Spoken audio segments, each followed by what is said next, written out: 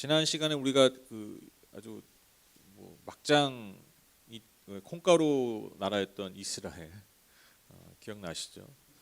5명의 왕이 바뀌는데 계속해서 쿠데타에 의해서 살해당하고 그래서 왕조가 바뀌게 되는 그런 아주 이스라엘의 아주 불안정한 모습, 그것을 우리가 지난 시간 살펴봤다면 오늘은 이제 다시 남유다로 돌아와서 오늘은 두 왕에 대한 기록을 좀 살펴볼 텐데요. 첫 번째로 요담 왕이 기록되어 있는데 요담 왕은 뭐 사실 간단히 서술되어 있습니다. 뭐 특별한 일이 없어요. 그냥 앞선 유다 왕들처럼 하나님 보시기에 올바른 일을 했다. 그러나 산당만은 제거하지 않았다. 그래서 백성들이 우상 숭배의 유혹에 빠졌다. 그것을 뭐 동일하게 계속 반복되는 이야기가 기록되고 있죠. 근데 이제 특별한 내용은 없는데 이제 37절에 보면 이때부터 시리아의 르신 왕, 이제 옛날 성경에 이제 다메섹이라고 기록되어 있는데, 그러니까 북이스라엘에서 더 북쪽으로 가면 있는 바로 붙어 있는 그게 이제 시리아예요. 지금도 이스라엘 위쪽에 시리아가 있잖아요. 그래서 그 시리아의 르신 왕과 당시 이스라엘 왕 베가가 손을 잡고 연합군을 형성해서 지속적으로 이 남유다를 괴롭혔다라고 이제 기록하고 있어요. 그러니까 계속해서 침략하죠. 그래서 이런 혼란한 시대를 이제 살았던 그런 왕이 이제 요담이었고, 그 요담이 죽고 이 혼란한 시대를 그대로 이어서 그의 아들 아하스가 감당하게 된다라는 것이죠. 아하스 왕은요, 여러분 유대 역사에 있어서 사실 꽤나 중요한 왕입니다. 우리는 이제 잘 모르지만 왜 중요하냐면 여러분 당시에 그 아시리아, 방금 말한 시리아가 아닙니다. 아시리아. 그 아시리아 제국의 어떤 확장기에 있었던 왕이에요. 그래서 굉장히 좀 국제 정세에 있어서 혼란한 시대였습니다. 그래서 어떤 외적이나 이방 민족의 침략이 늘 도사리고 있었던 그런 국제 정세에서 남유다를 지켜나가는 왕이었기 때문에 아하스의 역할은 상당히 중요한 위치를 차지하게 됩니다. 그런데 이 열왕기 저자에 의하면 이 아하스는요 아주 오랜만에 하나님 보시기에 악한 유다 왕이었어요. 2절 보시면 아하스가 왕이 되었을 때 그의 나이는 20살이었다. 그는 예루살렘에서 16해 동안을 다스렸다. 그러나 그는 주 하나님께서 보시기에 올바른 일을 하지 않았다. 그는 그의 조상 다윗이 한 대로 하지 않았다. 우리가 뭐 지난 시간에 계속 살펴봤지만 앞선 유다 왕들이 좀 뭐 부족한 연약함이 있었지만 그래도 하나님 보시기에 올바른 일을 하는 왕들이었다. 그는 다윗과 같았다. 어떤 이런 긍정적인 평가를 계속해서 했는데 정말 오랜만에 다윗과 같이 하지 않은 하나님의 뜻과 방법을 벗어나는 왕이 바로 아하스였다라는 거예요. 특별히 여러분 이어지는 3절에서 그가 하나님 보시기에 얼마나 가증스러운 일들을 자행했는지 기록하고 있습니다. 3절 보시면 오히려 그는 이스라엘의 왕들이 걸어간 길을 걸어갔고 자기 아들을 불에 태워 제물로 바쳤다. 이것은 주님께서 이스라엘 자손이 보는 앞에서 쫓아내신 이방 민족의 역겨운 풍속을 본받은 행위였다. 그러니까 여러분 이스라엘 왕다라고 기록하고 있잖아요. 그렇죠? 그래서 그 여로보암의 길을 걸어갔다. 그러니까 하나님 앞 떠나가고 하나님을 섬기지 않고 우상을 숭배하는 그런 배교의 길을 걸어간 이스라엘 왕들이 걸어간 길을 갔는데 그 상징적인 어떤 사건이 뭐냐면 자신의 아들을 인신 제사로 바친 거예요. 그러니까 이것은 하나님이 아주 혐오하셨던, 아주 경멸하셨던 이방 종교의 풍습이었어요. 여러분 그러잖아요. 자기 자녀를 여러분 잡아가지고 제사로 드리는 거예요. 그것이 철폐되었다라는, 그것이 하나님께서 너무너무 싫어하신다라는 여러분 성경의 증거가 여러분 신명기 18장 10절에도 있지만 여러분 그 결정적인 이 증거가 뭐냐면 그게 아브라함과 이삭 사건이에요. 하나님 못하게 하시잖아요. 그러니까 신에게 어떤 자신의 그 신심을 보이기 위해서, 그 간절함을 보이기 위해서, 그 충성심을 보이기 위해서 자기의 자녀를 막 인신제사 하는 거예요. 그게 여러분 가나안 땅의 풍습이었어요. 근데 여러분 가나안 땅, 약속의 땅을 주기로 한 아브라함, 그렇죠? 그 믿음의 조상 아브라함이 인신제사를 바치려고 하니까 하나님 말리시잖아요. 그러니까 하나님 그것을 싫어하신다는 거예요. 절대로 하지 말라라는 거예요. 너무너무 분명하게 보여준 사건이야. 그냥 뭐 야, 니네 인신제사 하지 말아라 율법으로 한 줄 한 게 아니라 너무나 명백한 사건으로 기록해 주시잖아요.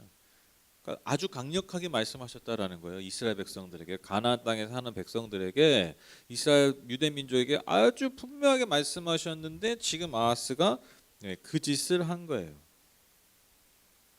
또 4절에 의하면 본인이 직접 산당 등에서 여러 어떤 우상 숭배가 막 팽배했던 그런 지역에서 제사를 지내고 분향을 했다라고 기록하고 있어요. 그러니까 여러분, 장차 남유다에 다시 그 우상 숭배의 길을 아주 활짝 열었다라고 할 수 있습니다. 그러니까 뭐 국제 정세에서, 그 혼란한 국제 정세에서 외적의 어떤 침략에 대한 어떤 대응, 또 왕으로서의 어떤 그런 치리는 그가 상당히 잘했어요. 그런데 이런 면에 있어서 아하스는요, 남유다의 멸망을 앞당긴 왕, 그런 왕이 여러분 아하스 왕이라고 평가할 수 있습니다. 아하스가 왕이 되었을 때 그 시리아의 르신 왕과 이스라엘 베가 왕이 다시 연합해서 여러분 아주 뭐 정말 본격적으로 쳐들어오죠. 그래서 예루살렘을 정복하니까 완전히 멸망시키러 들어온 거예요. 그런데 예루살렘 정복은 실패하게 됩니다. 여러분, 그 산 위에 있기 때문에, 높은 고지대에 있기 때문에 이게 점령하기가 참 어려운 성입니다. 그런데 이제 예루살렘만 뺏기지 않았을 뿐이지 많은 영토가 그 두 왕에게 이제 빼앗기게 되죠. 그래서 가만히 두고 볼 수 없었던 아하스가요, 당시에 아시리아 제국, 그 제국의 디글랏빌레셀 왕에게 전령을 보내서 도움을 요청합니다. 일종의 친아시리아 정책을 노선을 선택한 거예요. 그러니까 지금 위에서 우리 쳐들어오는 그 시리아와 북이스라엘은 반아수르예요. 반아시리아 정책. 아시리아를 대적했던 거고, 그것을 보고 아마 우리를 도와달라고 지금 아시리아에게 도움을 요청하고 친아시리아 노선을 선택하는 것이죠. 아하스는요, 성전과 왕궁에 있던 보물, 그 금과 은을 꺼내서 아시리아 왕에게 조공을 바치게 됩니다. 그리고 도와달라고, 우리를 구원해달라고 요청을 하죠. 이 아시리아 왕이 이 아하스 왕의 요청에 응답하게 됩니다. 그래서 여러분, 디글랏빌레셀 왕이 시리아의 수도였던 다마스쿠스, 이게 다메섹이에요. 다마스쿠스로 침략을 하고, 그래서 그 성을 이제 함락시키게 됩니다. 완전히 이제 멸망시키게 되죠. 그래서 르신 왕도 이때 살해당하게 됩니다. 당연히 여러분, 북이스라엘도 이제 큰 고통을 당하죠. 우리가 지난주에 15장 29절에 보면 베가 왕에 관련된 기록이 되어 있는데, 그 15장 29절에 보면요, 그 아시리아에게 침략을 당해서 많은 지역이 점령당하고, 또한 주민들이 아시리아에 끌려갔다라고 기록하고 있어요. 그게 이제 다시 언급되고 있는 거죠.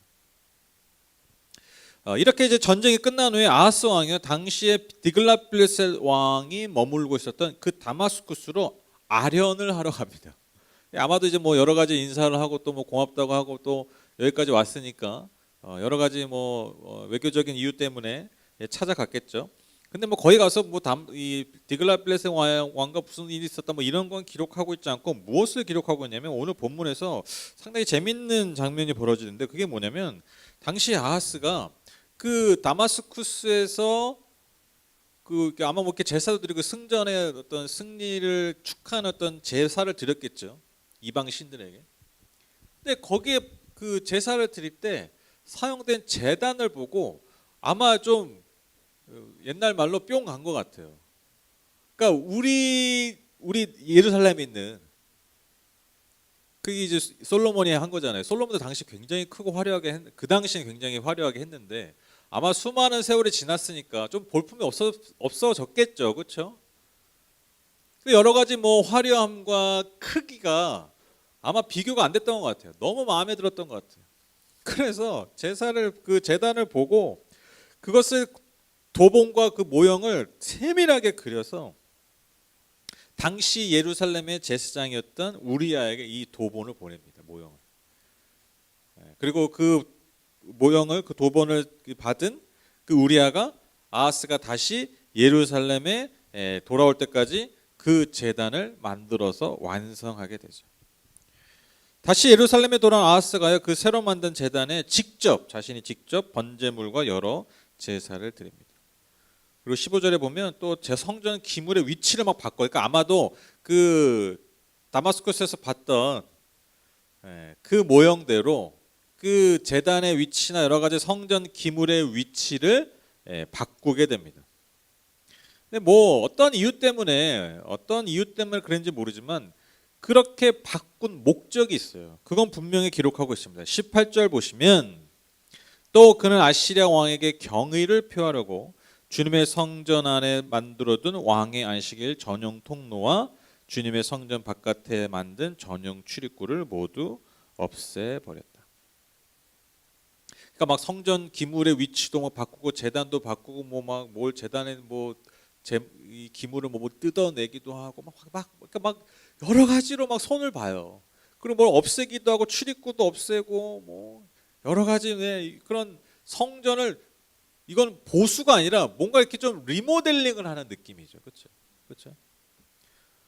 근데 왜 이렇게 했느냐? 자세한 이유는 없는데 그 분명한 목적이 이거라는 거예요. 18절에 그는 아시리아 왕에게 경의를 표하려고. 이 말이 뭡니까? 간단하게 얘기하면 이거죠. 아시리아 왕에게 잘 보이려고. 이거예요. 그리고 성전 리모델링을 한 겁니다. 여러분 아시다시피 조만간 이제 북이스라엘이 이 아시리아에게 멸망을 당하죠. 그리고 아하스 왕 이후에 왕이 된 그 히스기야 때 또 아시리아가 남유다도 침략을 받아서 굉장히 큰 고통에 빠집니다. 진짜 나라가 멸망 직전까지 가요. 이게 숨이 끊어지기 직전까지 가요. 그러니까 여러분 결국 이 모든 일의 본격적 출발이 누구라고 할 수 있습니까? 바로 이 아하스가 친아시리아 정책을 선택한 것 때문에. 물론 여러분 외교적으로 말씀드린 게 외교적으로 그가 나라를 살리기 위해서 한 것 자체가 죄는 아니에요. 성경이 외교적인 모든 정책을 다 죄로 여기지 않아요. 무엇이 문제입니까? 하나님보다 그를 더 신뢰하고 의지하고 나아가서 그들을 심지어 섬겼기 때문입니다. 오늘 아하스가 그 일을 한 것이죠. 아시리아가 가지고 있던 그 좋아 보이는 제단을 따라하는 거예요. 또 그들에게 좋아 보이려고 성전을 개조한 거예요. 여러분 이 말이 되게 재밌죠. 그들에게 있는 좋아 보이는 걸 따라하고 그들에게 우리가 좋아 보이게 하려고 막 리모델링을 하는 거예요. 지금 아하스가 하고 있는 게 이 일이잖아요. 그들의 좋은 것은 따라하고 그들이 좋아하도록 산 거예요. 그러니까 여러분 이게요 배교의 핵심이에요. 그렇죠? 배교, 우상 숭배 핵심이에요. 하나님이 좋아하시는 것을 취하는 게 아니라 하나님께 좋아 보이게 내 삶을 드리는 게 아니라 저 이방 민족, 저 우상들이 좋아 보이는 걸 내가 취하고 그리고 그 우상에게 내가 좋아 보이도록 꾸미는 것. 여러분 이게 우상 숭배의 본질이라는 것입니다. 그래서 여러분 오늘 아하스를 보면요. 하나님이 정하신 것, 하나님의 정하신 방법, 하나님의 정하신 뜻을 그대로 따라하고 순종하기보다 어떻게 해요? 다 자기가 좋아 보이는 대로 다 바꿔버려요.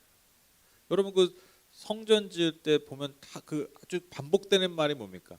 야훼께서 말씀하신 대로 하니라. 말씀하신 대로 하니라. 그렇죠? 하나님이 정하신 대로 다 한 거예요. 그렇게 지어진 게 여러분 성전입니다. 그렇게 지어진 게 성막이잖아요. 근데 여러분 오늘 아하스는 어떻습니까? 다 자기가 좋아 보이는 대로 다 바꿔버려요.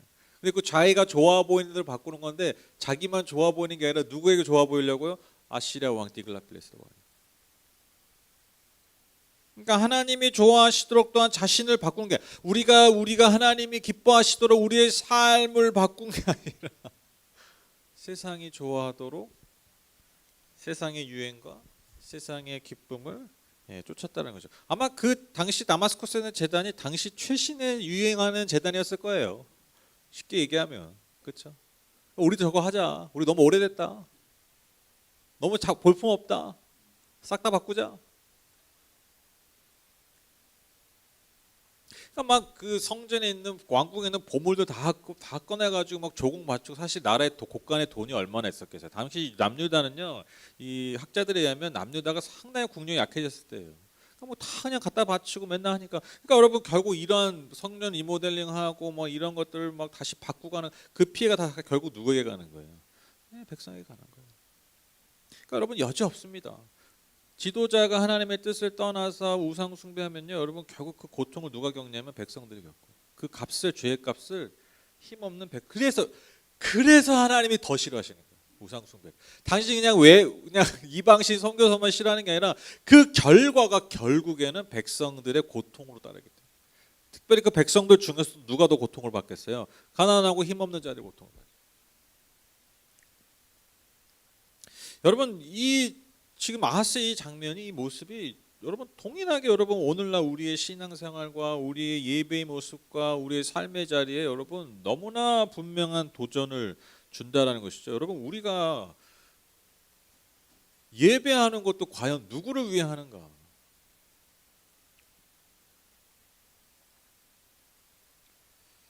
저는 이게 굉장히 중요한 질문이라고 생각해요. 여러분 우리가 지금 예배 때 하는 그 많은 순서들이 있잖아요.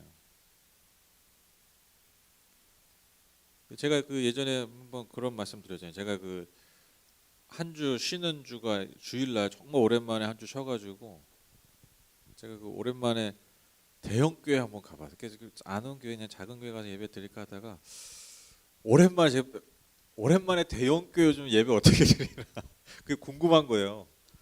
맨날 이제 좀 작은 교회만 있다 보니까 정말 오랜만에, 진짜 정말 오랜만에 간 거죠. 정말 오랜만에 큰 교회 가서 이제 예배 드렸는데, 아니 뭐 편해요. 뭐 이렇게 뭐 나쁘고 이상하고 뭐 이렇다는 게 아니라, 근데 제가 그 예배를 탁 들으면서 처음부터 끝까지 예배를 탁 들으면서 정말 무슨 생각했냐면, 와, 모든 예배의 처음부터 끝까지가 누구에게 초점이 있냐면 예배당 온 사람.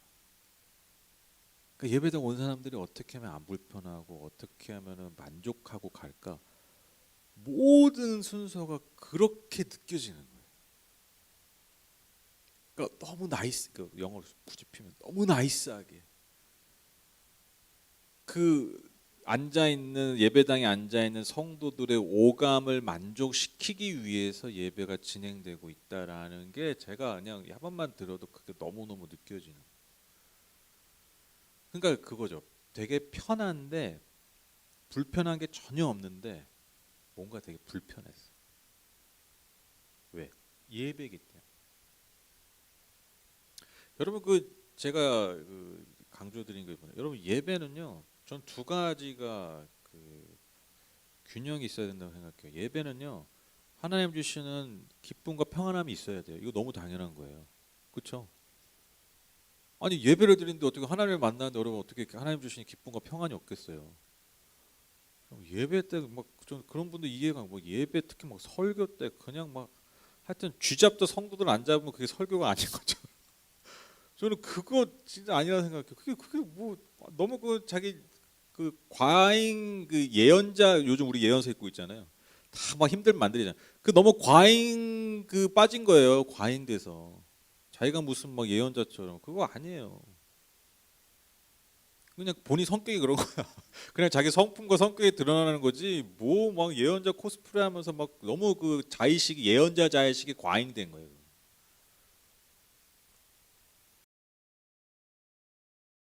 하나님이 주시는 그 기쁨과 평안함이 있어야 되는데, 제가 아까 말씀드린 것처럼 그것만이 예배에서 얻어야 될 것이냐, 예배 전체가 그 하나님 주시는 기쁨과 평안을 막 이렇게 꾸역꾸역 넣어주려고 하면 그건 이제 인위적인 거죠. 그래서 여러분 예배는요, 불편함이 있어야 돼요. 예배는요, 우리가 알게 모르게 우리의 영혼이 불편함을 느껴야 돼요. 당연히 하나님 주시는 기쁨과 평안이 예배 가운데 당연히 있을 수밖에 없고, 여러분 당연히 여러분 피조물이 살다가 하나님 앞에 서는데 어떻게 불편함이 없겠냐고요. 아니 내 모습 이대로 내가 하나님 앞에 나가는데 여러분 어떻게 내 영혼이 하나님 앞에 불편함이 없겠어요. 하나님의 말씀을 내가 읽고 여러분 듣는데 여러분 어떻게 처음부터 끝까지 달콤하게만 들리겠습니까? 불편하지. 내가 그렇게 안 되는데, 그걸 내가 너무 잘 아는데. 그러니까 만약에 내가 말씀을 읽고 말씀을 들어도 늘 평안하고 기쁘다 그러면요, 뭔가 그런 것만 나한테 주어지든지 그런 것만 나가 취하고 있는 거예요. 그래서 저는요, 뭐 특히 이제 카톨릭 예배 같은 예전 같은 경우에는 막 앉았다 일어섰다 하잖아요. 그렇게 맨날 저는 굉장히 의미 있다고 생각해요. 우리 육체를 자꾸 불편하게 하는 거예요. 일어섰다 앉았다가. 여러분 저는 저 개인적으로 저희 예배 때 제가 되게 좋아하는 시간이 뭐냐면 종칠 때예요. 왜냐면 저는요, 그 시간이 되게 좋으면서도 상당히 불편해요. 왜? 그 땡 쳤을 때 그 침묵이 상당히 뻘쭘해. 적응이 안 돼. 제가 하면서도 지금 몇 년째 하는데도. 왜 불편할까요? 우린 뭐가 안 들리면, 내가 뭘 말 안 하면 불편해요. 현대인이 다 그래요. 아니, 인간이 그래요. 근데 침묵하는 거예요. 하나님의 부르심. 이게 종이 하나님의 부르심 의미하거든요. 옛날에 이렇게 막 종 쳤잖아요. 예배드립니다. 그런 의미예요. 그 예배가 시작됐다. 하나님 우리를 부르신다. 우리의 영혼을 부르고 우리 영혼을 깨우는 그 침묵의 시간. 그 하나님의 부르심만을 듣는 시간. 이게 여러분 불편해요. 저는 지금도 좋으면서도. 그러니까 그 의미가 너무 좋은데 이게 우리의 본성을 거스르는 그 짧지만 그 시간이니까 저는 개인적으로 불편한 거야. 근데 그게 예배라는 거야.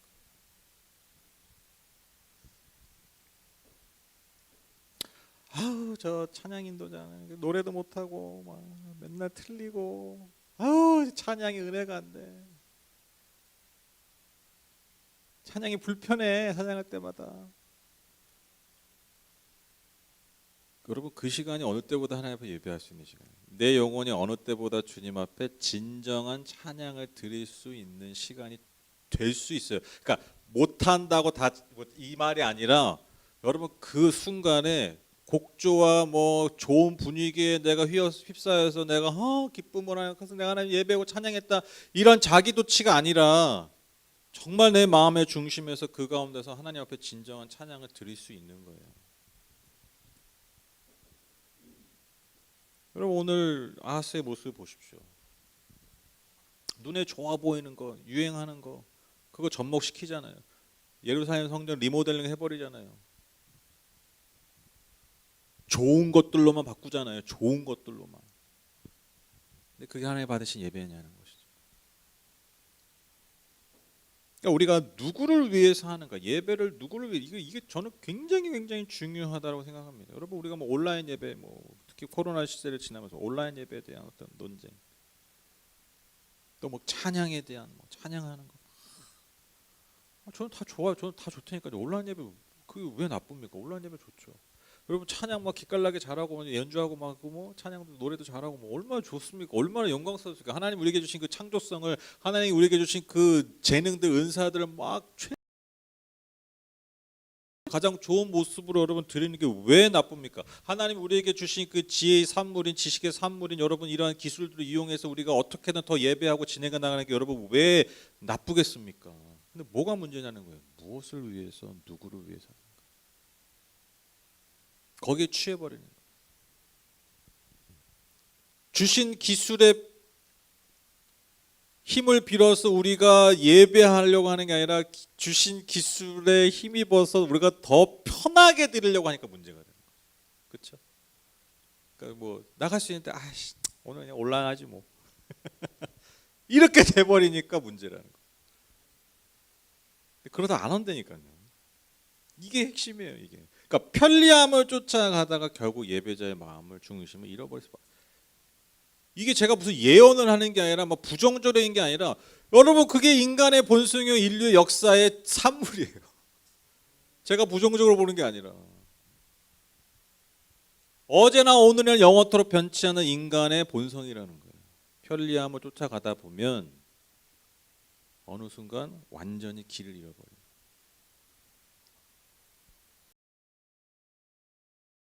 막 그냥 너무, 저는 어떨 때 막 그게 되게 영광스럽잖아요. 하나님 주신 막 재능과 은사들이 막 뿜어져. 근데 이제 오늘 보면 이제 그게, 저 사람들이 도대체 저 교회는 도대체 누구 보라고 저렇게 할까? 길을 잃어버리는 찬양들이 예배가 드려져요. 여러분 말씀도 마찬가지입니다. 말씀도 뭐 설교를 잘하시고 뭐 말씀이 좋다는 교회들 보면 길을 잃죠. 그 듣는 사람도 길을 잃어요. 그래서 여러분 뭐 안 걸리는 게 없습니다. 안 걸려요. 뭐 봉사도 마찬가지예요. 봉사하는 것도 뭐 진짜 뭐 아침부터 늦게까지 막 교회에서 여기 붙어가지고 봉사해도 이게 누구를 위한 건가요? 누구를 위한 거? 무엇을 위한 것인가?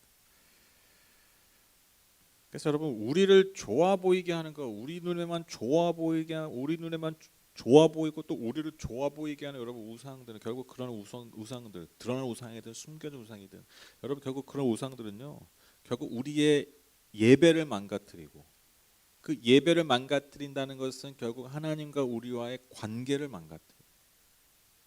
그래서 여러분 너무나 안타까운 열매들을 맺을 수밖에 없다라는 것입니다. 이사야 44장 9절의 말씀, 우상을 만드는 자들은 모두 허망한 자들이다. 그들이 좋아하는 우상은 아무 쓸모가 없는 것들이다. 이런 우상을 신이라고 증언하는 자들은 눈이 먼 자들이요 무지한 자들이니 마침내 수치만 당할 뿐이다. 당연하죠. 다 그냥 한번 왔다 사라질 것들, 그것을 추구하고 영원하신 하나님과의 관계를 잃어버리니 결국 마침내 허망하여 수치를 당할 뿐입니다. 오늘 설교의 제목입니다. 누구에게 잘 보일까? 저는 이게 오늘 아하스 보면서 두 가지를 좀 딱 정리하고 싶어요. 내가 좋게 보는 게 과연 좋은 건가? 그게 진짜 나에게 좋은 거. 이걸 분별할 수 있는 지혜가 있어야 돼요. 그래서 내가 좋아 보여가지고 취하려고 하는 것이 과연 하나님도 좋게 보시는 건가? 그냥 좋아 보이고 사람들 다 따라하고 막 최신 유행이고 막 크고 좋아 보니까 그냥 다 줘가지고 그냥 내 집을 싹 다 바꿔버려. 내 마음의 집, 내 중심을 싹 다 바꿔버리는. 그게 아니라 정말 그것이 좋아 보이는 것이 하나님도 좋게 보시는 것이고 그래서 나에게 좋은 것인가? 이걸 분별할 수 있는지. 너무나 당연한 거지만 우리 하나님의 자녀로서 내가 과연 하나님 보시기에 좋은 삶을 걸어가고 있는가? 디글랏 빌레셋이 아니라 당시에 힘 있는 자, 당시에 잘 나가는 자, 당시에 세상을 선도하는 자, 그 사람들에게 내가 좋아 보이게 하는 그런 삶이 아니라 어제나 오늘이나 영원토 변함없으신 그 하나님 아버지께 내가 과연 좋아 보이는 한 사람인가? 그것을 기억하고 그것을 늘 우리의 예배의 자리에서, 우리의 삶의 자리에서, 우리의 마음의 중심에 두는 저와 여러분 되셨으면 좋겠습니다. 그것이야말로 우리의 능력이요 소망임을 믿습니다. 제가 기도하겠습니다.